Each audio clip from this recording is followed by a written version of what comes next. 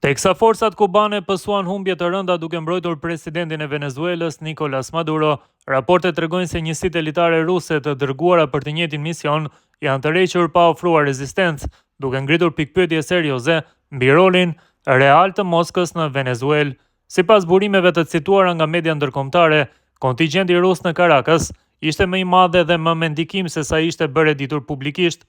Ai përbëi nga mbi 120 operativ të lidhur me shërbimet ushtarake ruse, përfshirë specialist të luftës elektronike, dronëve dhe mbikëqyrjes teknologjike, shumë prej të cilëve kishin përvojë luftarake në Ukrainë. Ndryshe nga forcat kubaneze, të cilat u përfshin drejt për drejt në mbrojtjen e presidentit venezuelian dhe pësuan humbje, njësitë ruse nuk ndërmorën asnjë veprim ushtarak kur nisi operacioni amerikan.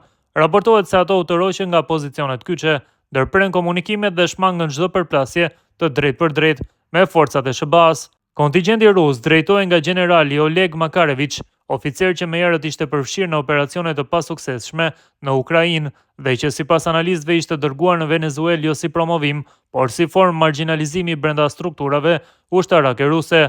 Një tjetër element domethënës është fakti se Rusia kishte nisur evakuimin e familjeve të diplomatëve të saj nga Caracasi disa javë parapara zhvillimeve ushtarake, çka sugjeron se Moska e parashikonte përshkallëzimin e situatës dhe kishte zgjedhur të minimizonte përfshirjen e drejt për drejt. Këto zhvillime kanë nxitur akuza për tradhti strategjike, duke theksuar kontrastin e fortë me sakrificës së forcave kubaneze dhe tërheqjes së qetë të njësive ruse. Analistët vlerësojnë se rasti i Venezuelës tregon kufit e gatishmërisë së Rusisë për të përballur drejt për drejt me Shtetet e Bashkuara jashtë zonave të saj prioritare.